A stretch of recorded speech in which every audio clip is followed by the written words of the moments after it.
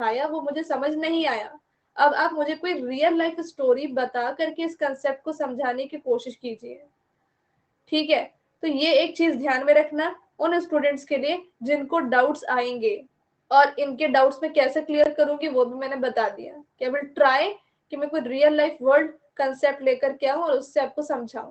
अब प्रोग्रामिंग में थोड़ा ये डिफिकल्ट है, मैं बता दूं, प्रोग्रामिंग में थोड़ा डिफिकल्ट ये इसलिए है क्योंकि प्रोग्रामिंग में चीजें टेक्निकल वाली होंगी, फिर भी I will try my best. Okay, also इस कोर्स के आपको क्या क्या बेनिफिट्स मिलेंगे और ये कोर्स कैसे बेहतरीन है, अगर आप लाइव क्लासेस देखते हो तो उसका कंपैरिजन अगर हम ऑफलाइन क्लासेस से करें तो वो भी हम डिस्कस करेंगे। तो पहली बात है कि उस कोर्स का बेनिफिट ये है कि इस कोर्स में आपको डेली लाइव क्लासेस मिलेंगी।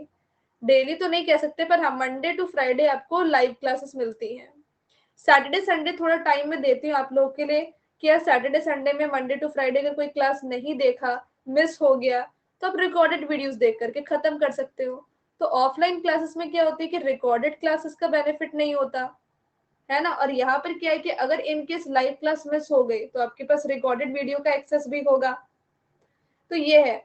और तीसरा है कि आपको हर एक लेक्चर का पीडीएफ नोट्स मिलता है, हर एक लेक्चर का पीडीएफ नोट्स मिलता है, तो आप आराम से नोट्स प्रिपेयर कर पाते हो अपना।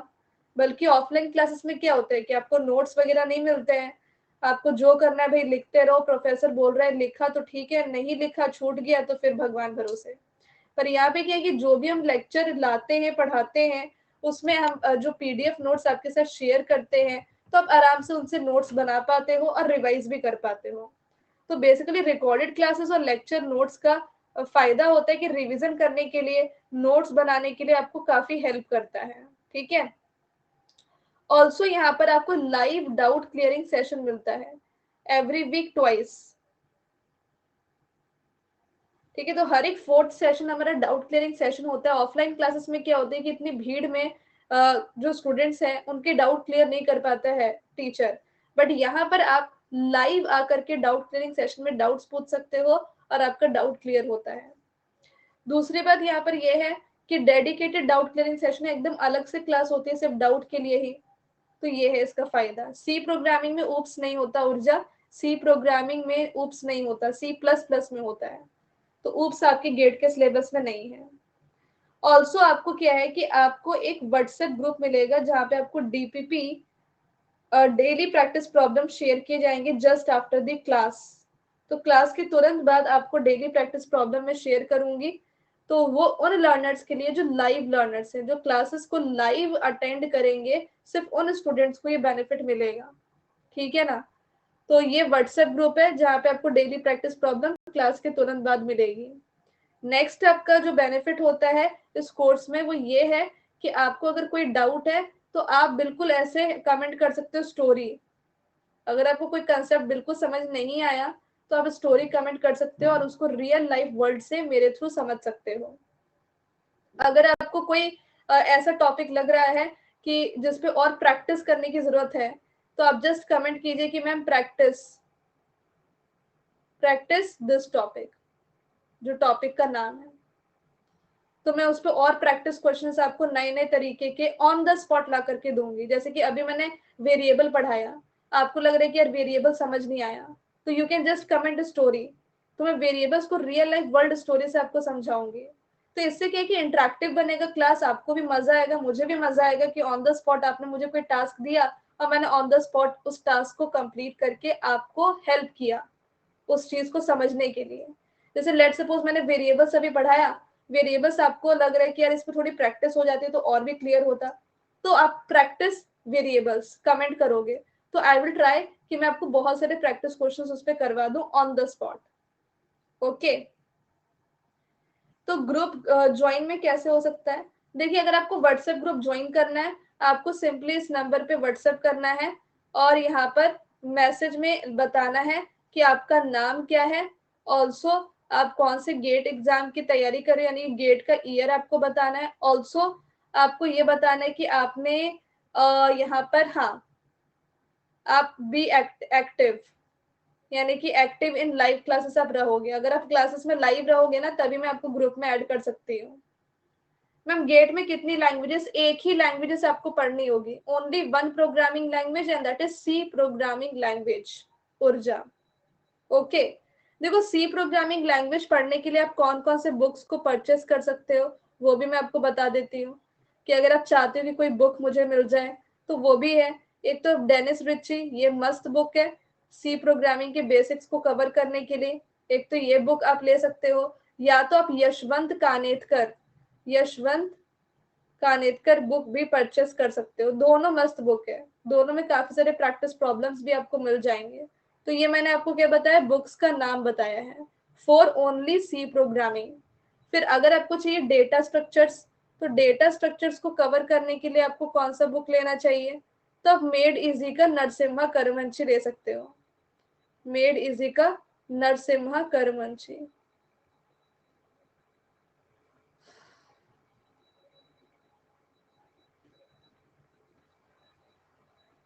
तो ये बुक मैंने बताई है आपको डेटा स्ट्रक्चर्स की। बाकी तो अगर आप ये कोर्सेज को, जो है मेरा कोर्स, उसको अगर बिल्कुल फॉलो कर लेते हो स्टार्टिंग से एंड तक, तो ये भी काफी, आपको कोई बुक को फॉलो करने की जरूरत नहीं है। हाँ, प्रीवियस ईयर क्वेश्चन को सॉल्व करने के लिए मैं आपको एक वेबसाइट बता देती हूँ, जहाँ पे आपको टॉपिक वाइज सारे प्रीवियस ईयर क्वेश्चन मिल जाएंगे डेटा स्ट्रक्चर के, सी प्रोग्रामिंग के। तो वह examsite.com। हाँ, यहाँ पे डिटेल में आंसर नहीं दिया रहता, बट हाँ क्वेश्चन के साथ आंसर की प्रोवाइड किया जाता है।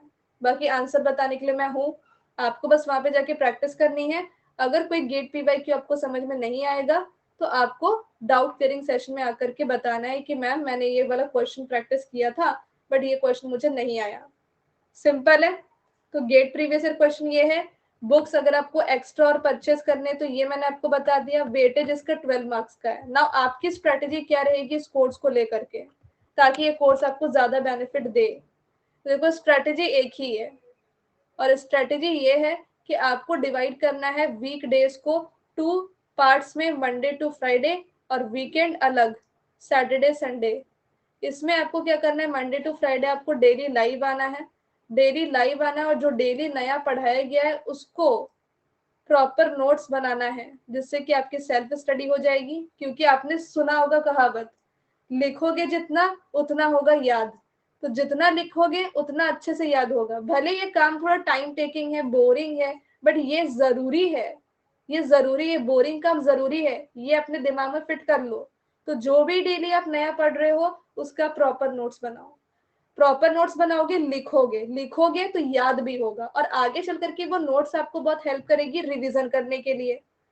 तीसरी बात यहाँ पर ये है कि जो भी आप यहाँ पर डेली आपने नया कंसेप्ट पढ़ा, तो डेली उसकी प्रैक्टिस होनी चाहिए, और वो प्रैक्टिस प्रॉब्लम्स आपको कहाँ मिलेगी, मेरे ग्रुप में। तो उसके लिए डेली लाइव आना है जरूरी।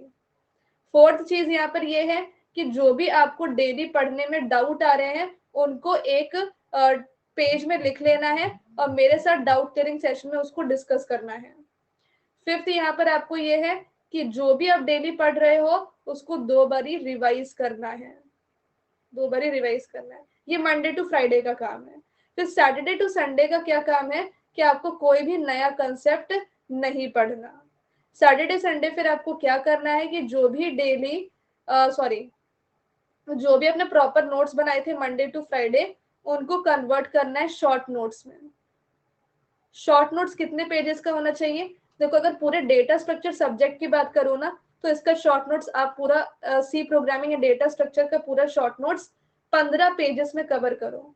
जो शॉर्ट नोट्स से एट द एंड आपके 15 पेजेस के बनने चाहिए, पूरा सी एंड डेटा स्ट्रक्चर का। ठीक है। अब ये 15 पेजेस का जो शॉर्ट नोट्स बनेगा वो आगे चल करके आपको रिवीजन करने में बहुत मदद करेगा। फिर आपको लास्ट 20 ईयर्स का गेट पीवाईक्यू सॉल्व करना है, उस टॉपिक का जो टॉपिक आपने मंडे टू फ्राइडे कवर किया है। ठीक है। तो ये सैटरडे संडे का काम है। और क्या करना है आपको सैटरडे संडे, कि जो भी आपने टॉपिक कंप्लीट किया मंडे टू फ्राइडे, उस पे आपको टॉपिक वाइज मॉक टेस्ट देना है। जैसे कि मान लेते हैं कि इस पूरे वीक में आपका सी प्रोग्रामिंग खत्म हो जाता है, तो सैटरडे संडे आपको क्या करना है, सी प्रोग्रामिंग पे मॉक टेस्ट लगाना है, जितना आप लगाना चाहो। और मॉक टेस्ट का जो भी रिजल्ट आएगा वो मेरे को बताना है।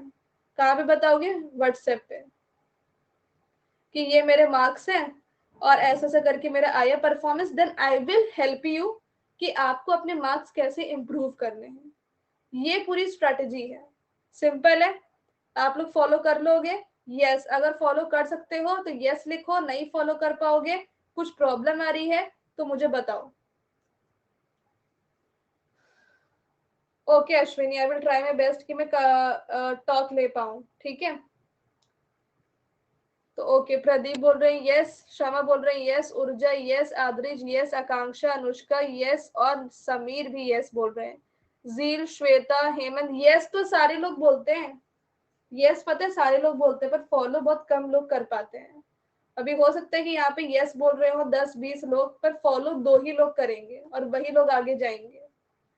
तो प्लीज ये मेक श्योर करना कि अगर आप कंसिस्टेंट रहोगे इस स्ट्रेटेजी को लेकर के, I am 100% sure, I am 200% sure कि आपका टॉप 200 में रैंक तो आएगा ही। बस इतनी सी चीज फॉलो कर लो हर एक सब्जेक्ट को पढ़ते पढ़ते, यही है। आसान है, थोड़ा बोरिंग है, पर कंसिस्टेंटली होगा तो यही बोरिंग काम आपको कुछ जिंदगी में ला करके दे देगा, ठीक है, जिसकी आप चाहत रखते हो। एल्गोरिदम भी लेने वाले हो कि मैम इसके बाद? आप एल्गोरिदम लेंगे, डेफिनेटली लेंगे, पर पहले सी प्रोग्रामिंग और डेटा स्ट्रक्चर खत्म होगा उसके बाद डेफिनेटली। यस।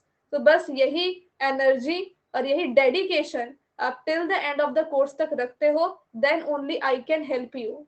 एंड मैं अगर अपने बारे में बताऊं तो मैं गेट CSIT के सारे सब्जेक्ट्स पढ़ाती हूँ टेक्निकल, जैसे C programming, data structure, algorithm, theory of computation, compiler design, computer network operating system, DBMS, discrete mathematics, okay, digital logic, computer organisation, architecture. तो ये सारे सब्जेक्ट जो भी मैंने बताए वो सारे मैं पढ़ाती हूँ। अगर आपकी एफिशिएंसी इसमें अच्छी रही और मेरे से वाइब आपकी मैच हुई पढ़ने में, तो डेफिनेटली बाकी सब्जेक्ट्स में आपको और हेल्प मिलेगी मेरे से, क्योंकि सारे सब्जेक्ट्स भी आप मेरे अटेंड कर सकते हो फिर। तो अभी देख लो कि इसमें कैसा आपका बैठता है वाइब मेरे साथ। C programming and data structure अगर आपको मेरा समझ में आ रहा है तो बाकी सब्जेक्ट्स भी आप मेरे फिर ज्वाइन कर पाओगे, जो आपके लिए भी बहुत अच्छा है और मेरे लिए भी काफी अच्छा है ना। तो चलिए स्टार्ट करते हैं सी प्रोग्रामिंग को। आज हम सी प्रोग्रामिंग को स्टार्ट करेंगे। Are you ready students? तो एक बार जल्दी से मुझे पोल पे बता दीजिए, अगर आप रेडी हैं तो आपको यस लिखना है, और अगर आप रेडी नहीं है तो आपको नो लिखना है। अगर आपके कोई डाउट्स है इस पर्टिकुलर सेशन को स्टार्ट करने से पहले तो you can ask me. Are you ready? तो मीनाक्षी, अनुष्का, आद्रिज, अमतुल, आदित्य, श्वेता, समीर, आकांक्षा, हेमंत, ऊर्जा एंड कुंदन, विकास, प्रियांशु, शमा, चिराग, प्रदीप, झील, अनुपम, पीयूष, अग्राज को यहाँ पर चीजें क्लियर है। ओके, प्लीज सभी लोग पोल पे बताएं। पुष्पदन, प्रदीप, प्रतीक एंड आलोकिता को भी क्लैरिटी है। चलिए, दैट्स रियली ग्रेट। कोई डाउट है क्या? ऑप्शन बी किसी एक ने लिखा है। जी हाँ, कोई भी डाउट है अगर इस कोर्स को पढ़ने से पहले, क्लास को स्टार्ट करने से पहले कोई भी डाउट है, प्लीज डू आस्क मी, ठीक है। कोनेरू एंड कल्याणी ने भी हमें यहाँ पर लिखा है कि this is clear. All right. तो सी प्रोग्रामिंग के इस कोर्स को स्टार्ट करने से पहले मैं आपसे पूछना चाहती हूँ कि सी प्रोग्रामिंग किस किस को आती है। क्या आपने कभी भी सी प्रोग्रामिंग को पढ़ा है? इससे पहले कभी भी सी प्रोग्रामिंग आपने पढ़ी है? तो मीनाक्षी बोल रही है यस, पीयूष भी यस, हेमंत भी यस, आदित्य भी यस। क्वेश्चंस बनते हैं, अगर सी प्रोग्रामिंग पढ़ ली है तो क्वेश्चंस आपसे बनते हैं, गेट एग्जाम के क्वेश्चंस सी प्रोग्रामिंग के, बेसिक आती है। ओके, तो जिसने भी सी प्रोग्रामिंग पढ़ लिया है, आपने गेट एग्जाम के क्वेश्चंस भी ट्राई किए होंगे अपनी तरफ से। तो क्या गेट एग्जाम के क्वेश्चंस आपसे बनते हैं या फिर नहीं? 20% बनते हैं मीनाक्षी से, कुछ बेसिक क्वेश्चंस बनते हैं, ओनली बेसिक वाले बनते हैं, यानी कि टफ लेवल के क्वेश्चंस नहीं बनते हैं। चलो, तो यहाँ पर मैं सी प्रोग्रामिंग को कवर करने में 1 वीक लूंगी, ठीक है। I will take only 1 week to complete the C programming, and at the end of this 1 week you will be able to solve all the questions, all the tough level of questions of C programming. Okay, I promise you कि आप 1 week में इतना शानदार perform करोगे सी programming में कि आपको हर एक लेवल के क्वेश्चन आप सी प्रोग्रामिंग के लगा सकते हो। आई प्रॉमिस यू, ठीक है। और अगर नहीं होता है कुछ, इसमें 1-2% रह जाते हैं, तो I will try and I will promise you again कि वो क्वेश्चंस मैं आपको समझा डालूंगी। तो सी प्रोग्रामिंग का तो आप टेंशन मत लो, बस आपको लाइव क्लास डेली आना है और जो भी मैंने स्ट्रेटेजी आपको बताई है वो प्रॉपरली आपको फॉलो करना है, प्रॉपरली आपको फॉलो करना है। C programming, then data structure, फिर एल्गोरिदम, ये सीक्वेंस होगा चिराग। अब यहाँ पर स्टार्ट करते हैं सी प्रोग्रामिंग को। तो सी प्रोग्रामिंग एक ऐसा प्रोग्रामिंग लैंग्वेज है जिसको हम 5 वेज डिफाइन कर सकते हैं, 5 तरीकों से इसे हम डिफाइन कर सकते हैं।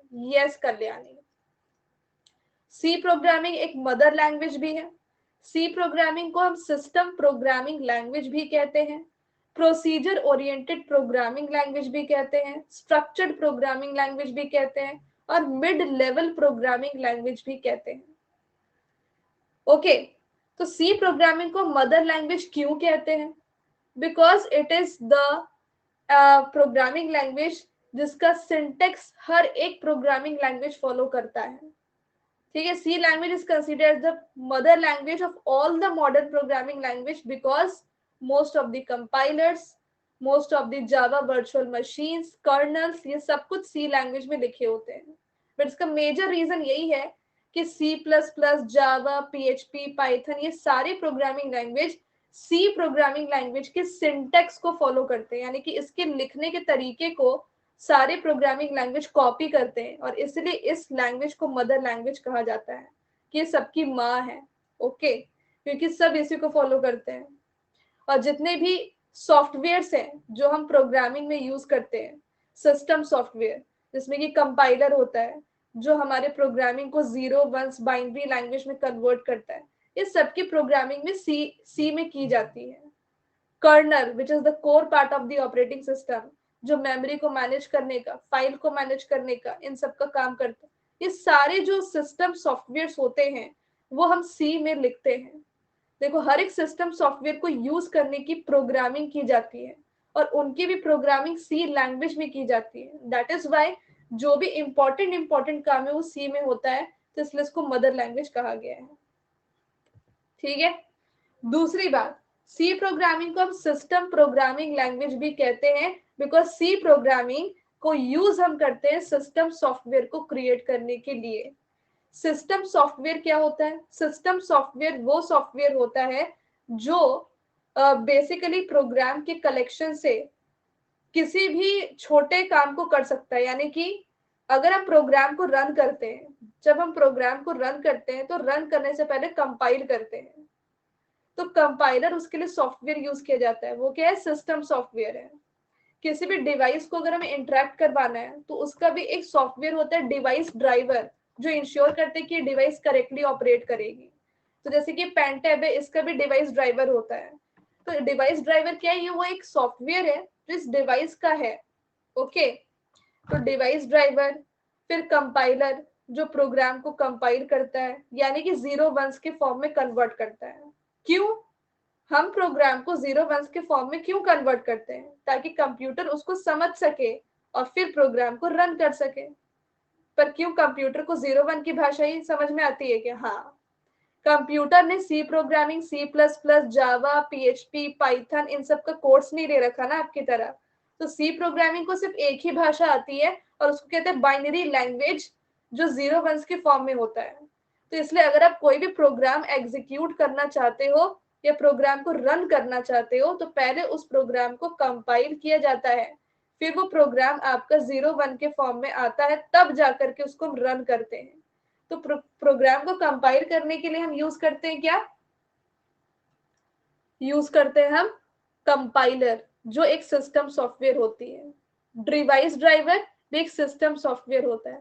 कर्नल भी एक सिस्टम सॉफ्टवेयर होता है। ठीक है, जो ऑपरेटिंग सिस्टम के कोर फंक्शंस को, बेसिक फंक्शंस को परफॉर्म करता है। तो ऑपरेटिंग सिस्टम का बेसिक फंक्शन क्या होता है? मेमोरी को मैनेज करना, डिवाइस को मैनेज करना, फाइल को मैनेज करना।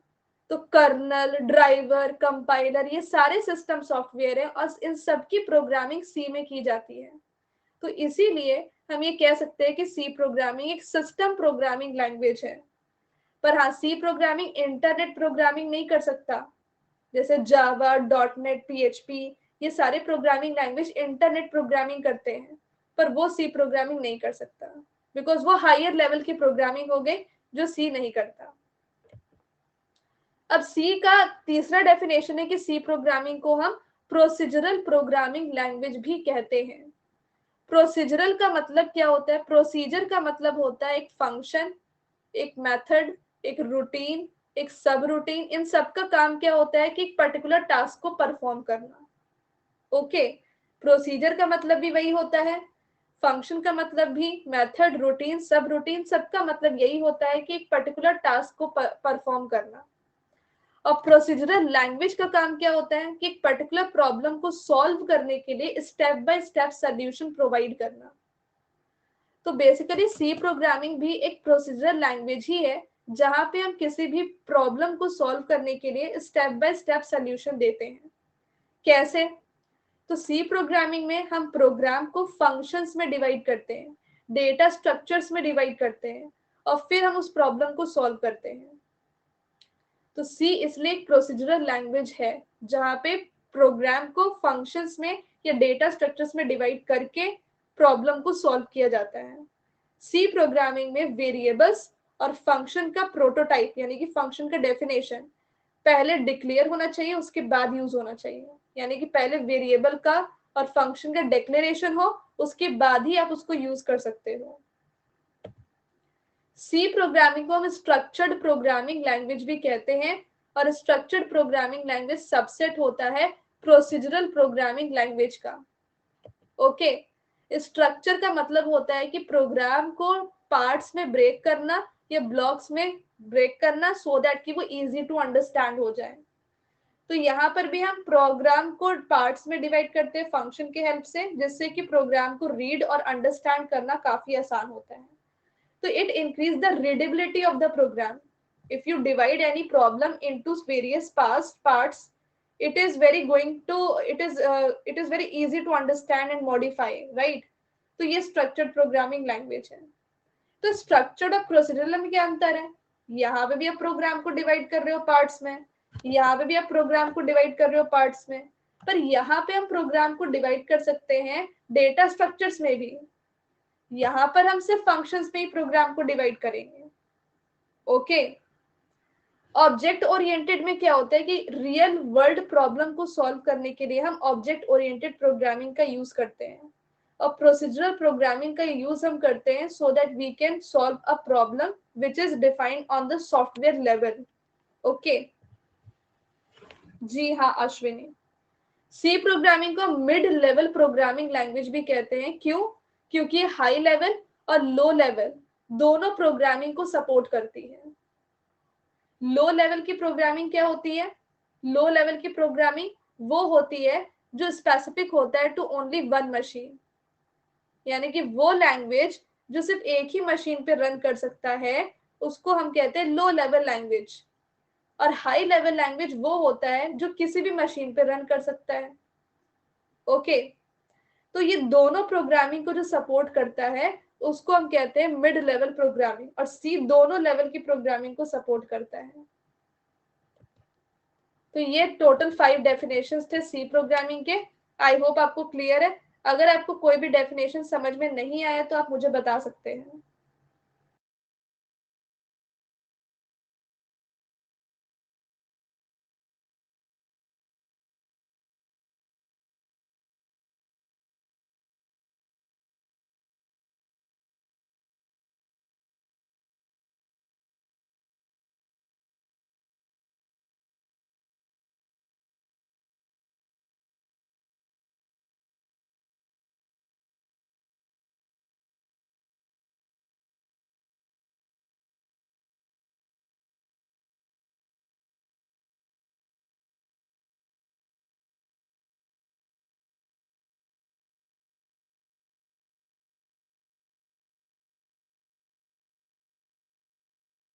ओके, मीन सी प्लेटफॉर्म डिपेंडेंट और इंडिपेंडेंट दोनों है। जी हाँ समीर, सी प्रोग्रामिंग में क्योंकि हाई लेवल और लो लेवल दोनों प्रोग्रामिंग हम यूज करते हैं, तो ये मशीन डिपेंडेंट लैंग्वेज भी है और मशीन इंडिपेंडेंट लैंग्वेज भी है।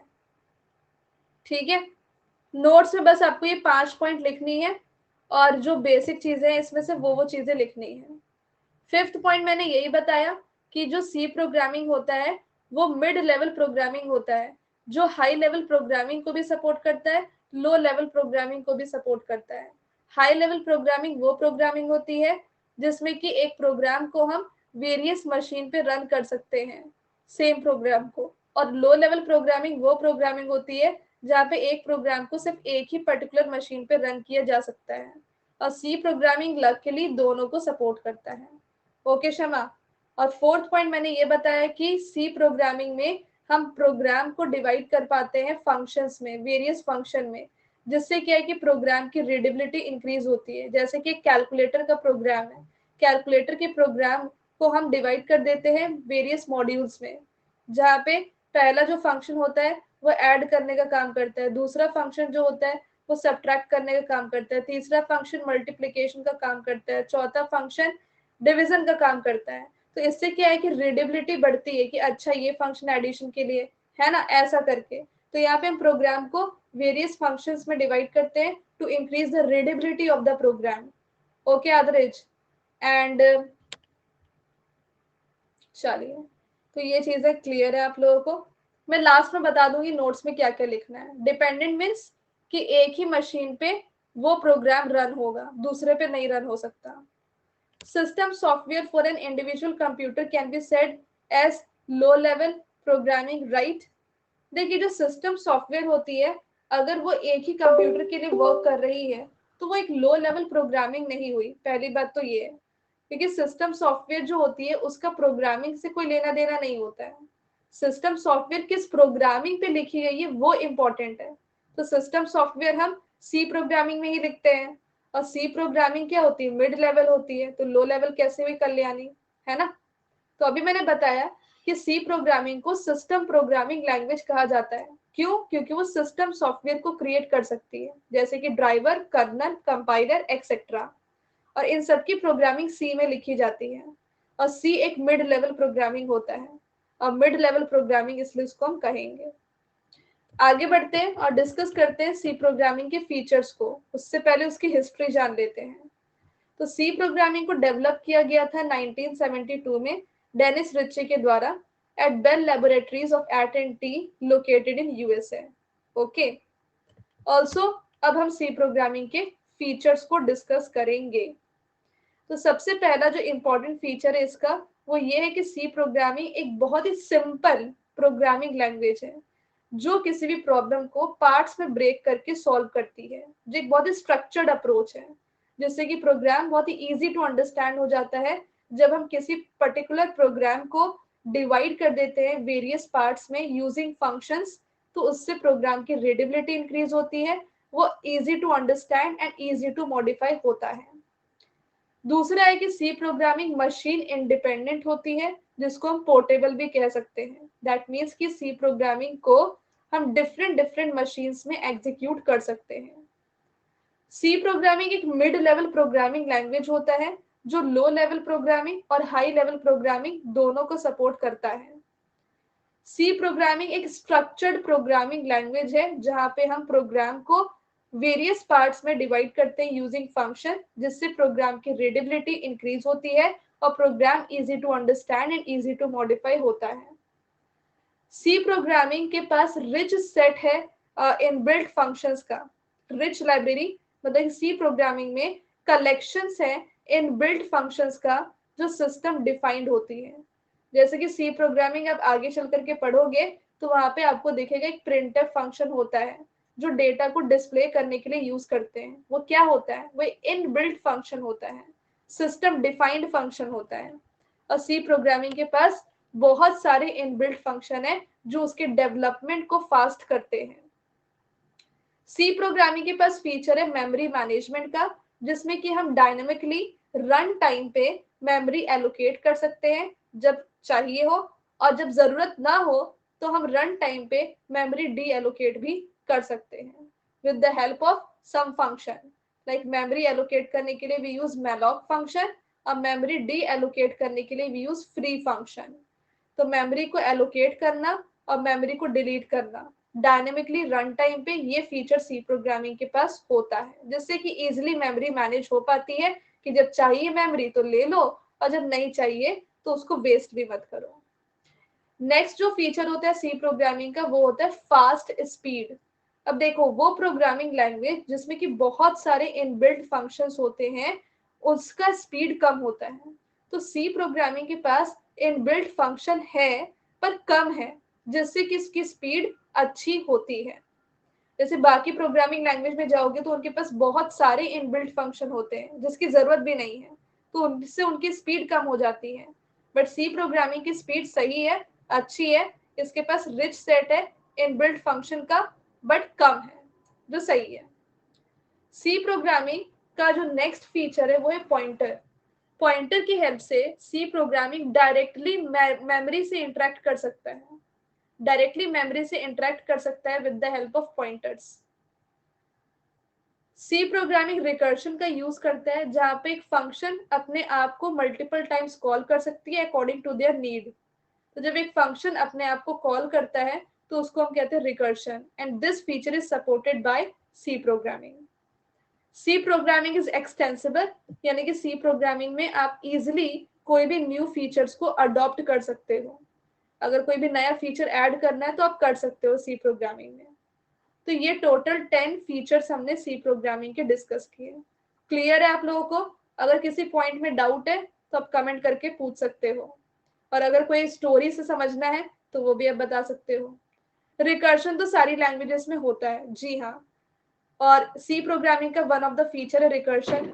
Obviously recursion is itself a feature, जिसमें कि हमें ये अलाउ किया जाता है कि आप एक ही फंक्शन को मल्टीपल टाइम्स रिकॉल कर सकते हो और उसके फंक्शन को परफॉर्म कर सकते हो।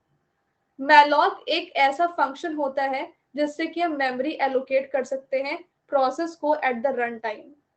ओके, कि जब प्रोग्राम रन हो रहा हो और उसको और भी मेमोरी की जरूरत है तो मैलॉक फंक्शन से उसको मेमोरी एक्स्ट्रा एलोकेट कर सकते हैं। ओके मीनाक्षी, और बताइए, कोई डाउट है तो please you can tell me.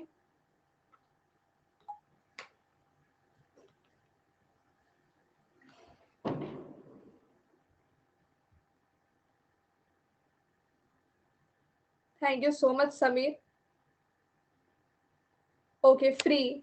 Free एक ऐसा फंक्शन होता है चिराग जिससे कि हम मेमोरी डी एलोकेट कर सकते हैं। यानी कि एक प्रोसेस है, वो बोल रहा है रन करते करते कि यार मुझे है ना 2 MB की मेमोरी और चाहिए, तो उसको मैलॉक फंक्शन 2 MB की मेमोरी और दे देगा। बट फिर एक बार ये प्रोसेस बोलते हैं कि यार 2 MB की मेमोरी एक्स्ट्रा हो गई है, नहीं चाहिए अब, तो फ्री फंक्शन की हेल्प से हम उससे वो मेमोरी छीन लेंगे। देना और लेना, तो देने का काम है मैलॉक का और वापस लेने का काम है फ्री फंक्शन का, क्या, मेमोरी। आई होप क्लियर है चिराग। अब हम अगले टॉपिक पे बढ़ते हैं और वो ये है कि सी को इंस्टॉल कैसे करोगे। ओके, तो यहाँ पे मेमोरी एलोकेशन क्या होता है। देखिए, जब हम किसी भी प्रोग्राम को रन करते हैं तो प्रोग्राम किन किन चीजों से बनता है। प्रोग्राम वेरिएबल से बनता है, प्रोग्राम डेटा टाइप से बनता है, प्रोग्राम कीवर्ड से बनता है, कांस्टेंट से बनता है, ऑपरेटर से बनता है। ओके, बहुत सारी चीजों से बनता है हमारा एक प्रोग्राम। जैसे कि मैंने एक सिंपली एक स्टेटमेंट लिखा और वो स्टेटमेंट है हमारा कि इंट ए बी, ठीक है। तो यहाँ पर मैं आपको बस बता रही रफली कि क्या, ये 2 वेरिएबल है, ओके, ए और बी। तो जब भी इस दुनिया में कोई इंसान आता है तो उसको कोई घर मिलता है, वो उसकी होती है मेमोरी, एड्रेस। वैसे ही जब सी प्रोग्रामिंग या प्रोग्रामिंग की दुनिया में किसी वेरिएबल को डिक्लेयर किया जाता है तो उस वेरिएबल को भी मेमोरी मिलती है कि वो मेमोरी में कहाँ रहेगा। तो बेसिकली हम कंप्यूटर में डेटा कहाँ स्टोर करते हैं, मेमोरी में। तो जब हम कोई प्रोग्राम को क्रिएट कर रहे हैं, उसके अंदर वेरिएबल क्रिएट कर रहे हैं, तो वो कहाँ रहेगा, मेमोरी में। तो मेमोरी एलोकेट करेंगे तभी ना, उसको मेमोरी देंगे तभी तो वो रहेगा मेमोरी में। So that is why memory allocate करना जरूरी है। तो जब भी कोई वेरिएबल आता है, जब भी कोई फंक्शन आता है, जब भी कोई एरे आता है, सबको वेरिएबल, सभी वेरिएबल है, एरे भी वेरिएबल है, ओके। तो सबको मेमोरी एलोकेट किया जाता है, that is called memory allocation. Okay, memory space देना, एग्जैक्टली। और कोई डाउट है तो आप पूछ सकते हैं, सोच लीजिए। अगर कोई ऐसा टॉपिक लग रहा है आपको जो आपको स्टोरी कमेंट करके समझना है तो यू कैन आस्क मी।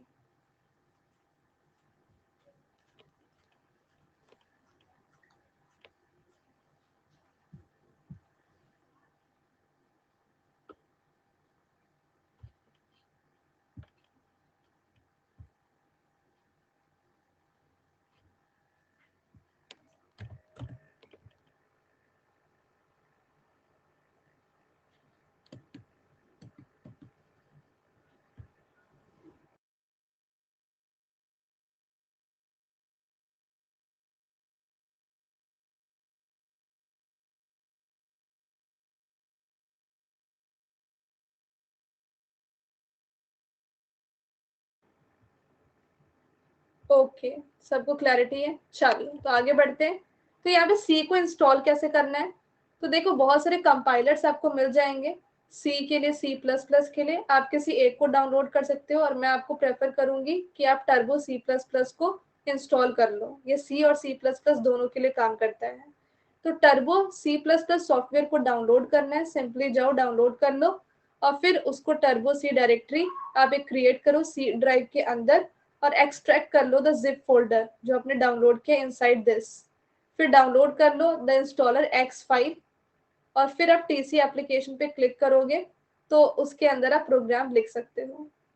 ठीक है, तो आप ये कर सकते हो। या ऑनलाइन आपको बहुत सारे कंपाइलर मिल जाएंगे। आप लिखोगे ना गूगल पे ऑनलाइन सी कंपाइलर, आराम से आपको ऑनलाइन सी कंपाइलर गूगल पे मिल जाएगा। आप वहां पे भी प्रोग्राम रन कर सकते हो। So don't go for this, है ना? ठीक है, तो ये आपको सॉफ्टवेयर कोई डाउनलोड कर लो और नहीं तो आप ऑनलाइन सी कंपाइलर गूगल पे क्लिक करोगे आपको आराम से मिल जाएगा, वहां पे प्रोग्राम आप रन कर सकते हो। ठीक है उर्जा एंड समीर। नाउ अब हम यहाँ पर डिस्कस करने वाले हैं वो सारे पार्ट्स जिससे प्रोग्राम बनता है। तो प्रोग्राम इन चीजों से बनता है और इन सभी को हम कलेक्टिवली कहते हैं टोकन। टोकन क्या होता है? एक स्मॉलेस्ट एलिमेंट होता है प्रोग्राम का जो कंपाइलर के लिए मीनिंगफुल हो। तो प्रोग्राम में आपको वही चीजें लिखनी है जो कंपाइलर समझ सके कि कंपाइलर ही है वो कंप्यूटर का दोस्त जो उसे 0 1 में कन्वर्ट करके समझाएगा कि तुमको ये काम करना है।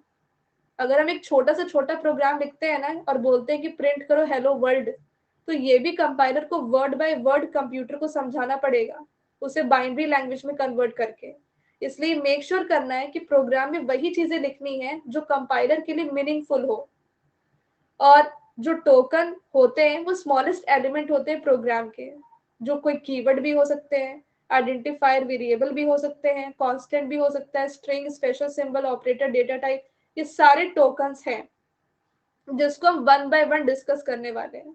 तो आज हम डेटा टाइप्स ऑफ वेरिएबल को डिस्कस करेंगे। तो पहले डेटा टाइप्स को डिस्कस करते हैं। तो सी प्रोग्रामिंग में हम क्या क्या डेटा टाइप्स पढ़ने वाले हैं? तो सी प्रोग्रामिंग में 4 टाइप्स के डेटा टाइप्स होते हैं। बेसिक डेटा टाइप जिसमें कि इंट, कैर, फ्लोट, डबल आता है। डिराइव्ड डेटा टाइप जो बेसिक डेटा टाइप से बनता है जैसे कि array, pointer, structure, union. Enumeration data type जो कॉन्स्टेंट्स के लिए डिफाइन किया जाता है। और वॉइड डेटा टाइप जिसको वॉइड हम कहते हैं। अब वॉइड डेटा टाइप जो होता है वो हम तब यूज करते हैं जब हमारे डेटा का कोई टाइप नहीं है। ठीक है, जब हमारा डेटा कोई टाइप नहीं, एम्प्टी टाइप का है, then we use void data type. Yes, in case of function, जैसे कि हमने एक फंक्शन बनाया वॉइड मेन, तो ये फंक्शन का रिटर्न टाइप क्या वॉइड है, यानी कि कुछ भी रिटर्न नहीं करेगा, एम्प्टी रिटर्न करेगा। ओके, तो ये हम आगे डिस्कस करेंगे। पहले हम बेसिक डेटा टाइप को डिस्कस करते हैं। तो बेसिक डेटा टाइप जो होती है इंटीजर बेस्ड भी होती है, फ्लोटिंग बेस्ड भी होती है। तो सी लैंग्वेज दोनों टाइप के लिटरल्स यानी कि दोनों टाइप के कॉन्स्टेंट्स को सपोर्ट करता है, जिसमें कि साइंड भी होता है, अनसाइंड भी होता है, पॉजिटिव नेगेटिव भी देखा जाता है और या तो सिर्फ अनसाइंड या सिर्फ पॉजिटिव देखा जाता है। तो बहुत सारे डेटा टाइप है जिसका साइज भी है और वो डिपेंड करता है कि आप कौन सी मशीन यूज कर रहे हो। अगर आप 32 बिट का ऑपरेटिंग सिस्टम यूज कर रहे हो तो उसके हिसाब से डेटा टाइप का साइज अलग होगा। 64 बिट का यूज कर रहे हो तो अलग होगा। तो generally we use 32 bit architecture. और उसके अकॉर्डिंग कौन से डेटा टाइप का क्या साइज है मेमोरी में वो आपको पता होना चाहिए। जैसे कि इंट डेटा टाइप है, तो 32 बिट ऑपरेटिंग सिस्टम में इंट डेटा टाइप जो होता है 4 बाइट का होता है, नॉट 2 बाइट, 4 बाइट। और इंट का काम होता है होल नंबर को स्टोर करना विदाउट डेसिमल, लाइक 1 ये एक इंटीजर वैल्यू है, 2, 3, 4 ये सारे इंटीजर वैल्यू है। फ्लोट, फ्लोट भी 4 बाइट का होता है जो फ्रैक्शनल नंबर को स्टोर करता है जिसमें 1 और मोर डेसिमल्स हो सकते हैं। और यहाँ पर ये 6 से 7 डेसिमल डिजिट्स को स्टोर कर पाता है। जैसे कि पॉइंट वाली जितनी भी वैल्यू होती है वो फ्लोट टाइप का डेटा होता है, 1.99। और यहाँ पे पॉइंट के बाद है ना अप टू 6 डिजिट तक ही आप यूज कर सकते हो। वैसे डबल डेटा टाइप ये 8 बाइट का होता है, ये भी फ्रैक्शनल नंबर को स्टोर करता है, इसमें भी डेसिमल्स होते हैं। और ये अप टू 15 डिजिट्स तक, पॉइंट के बाद 15 डिजिट्स इसमें आ सकते हैं। कैर, कैर का साइज 1 बाइट होता है, जो एक सिंगल कैरेक्टर या सिंगल लेटर या सिंगल नंबर या एस्काई वैल्यू को स्टोर करता है जो सिंगल कोट्स में हमेशा इनक्लोज्ड होती है। This is character type of data. Okay, तो ये है, और यही 4 डेटा टाइप्स है जो बेसिक में आपसे पूछे जाते हैं। हाँ, 4 बाइट्स का ही लेके चलना है Sameer. Now integer data type को थोड़ा और गहराई से समझते हैं। तो इंटीजर डेटा टाइप में सिर्फ और सिर्फ न्यूमेरिक वैल्यू होती है, इसको हम इंट कीवर्ड से रेफर करते हैं। इसका जो स्टोरेज साइज होगा वो 2 बाइट होता है 16 बिट के ऑपरेटिंग सिस्टम के लिए, 4 बाइट होता है 32 बिट के ऑपरेटिंग सिस्टम के लिए, और 8 बाइट होता है 64 बिट के ऑपरेटिंग सिस्टम के लिए। तो it depends on the processor और ऑन द सीपीयू। ओके, जो मैंने अभी आपको बताया। अब हर एक डेटा टाइप का रेंज होता है कि किस रेंज ऑफ वैल्यू पे वो काम करेगा।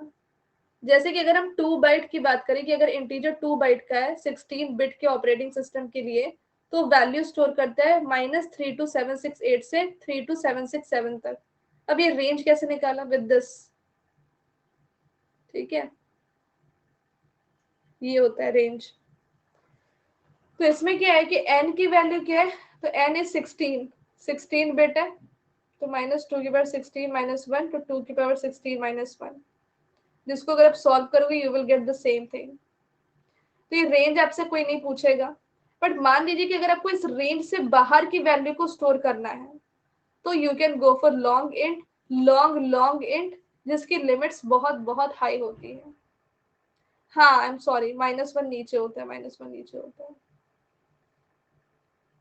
ठीक है, इसको आप सॉल्व कर लो ऐसे कि n की वैल्यू 16 है, तो इट विल बी -2 की पावर n -1, तो ये हो जाएगा 2 की पावर 16 -1, तो ये -2 की पावर 15, और -2 की पावर 15 और 32768, ठीक है, 2 की पावर n -1, 2 की पावर और -1 नीचे भी होता है यहाँ पर, तो ये हो जाएगा आपका 16 -1 -1, तो 2 की पावर 15 -1, 2 32767, ऐसा होता है फॉर्मूला।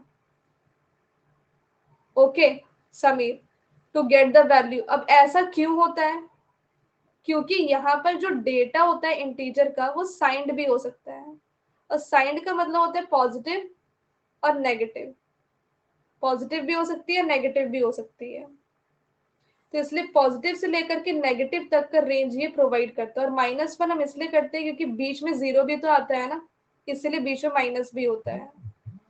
ओके, तो इस हिसाब से रेंज निकला है।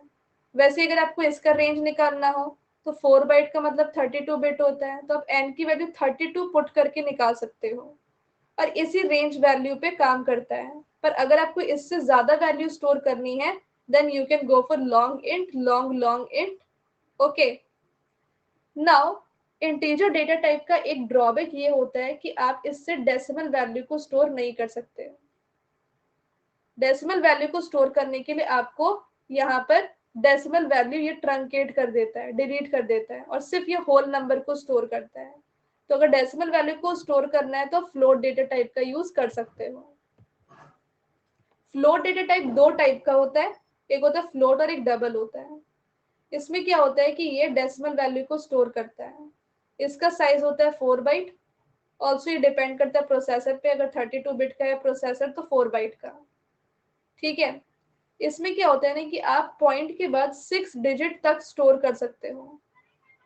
फॉर एग्जाम्पल आप इट इज वैलिड कि पॉइंट के बाद 6 डिजिट है, पर उससे ज्यादा नहीं। तो जब हमें उससे ज्यादा वैल्यू स्टोर करनी हो पॉइंट के बाद, तो उसके लिए हम डबल डेटा टाइप का यूज करते हैं, जो बिल्कुल सेम होता है, पर यहाँ पे हम डिजिट के बाद पॉइंट के बाद डेसिमल पॉइंट के बाद 10 डिजिट्स को यूज कर सकते हैं। और इसका रेंज कुछ ऐसा होता है, तो रेंज आपको बिल्कुल भी याद करने की जरूरत नहीं है।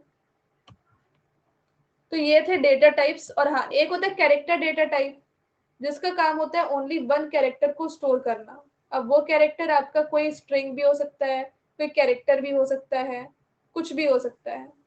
स्टोरेज साइज जो होता है कैरेक्टर डेटा टाइप का, वो 1 बाइट का होता है। हम सिर्फ वन कैरेक्टर को स्टोर कर सकते हैं इससे, और इसके लिए कैर कीवर्ड का यूज किया जाता है। जैसे कि ये आपका स्टोर किया जा सकता है कैर डेटा टाइप से। बट अगर आपको एक से ज्यादा कैरेक्टर स्टोर करने हो, जैसे कि A B, तो उसके लिए आपको स्ट्रिंग का यूज करना पड़ता है, जो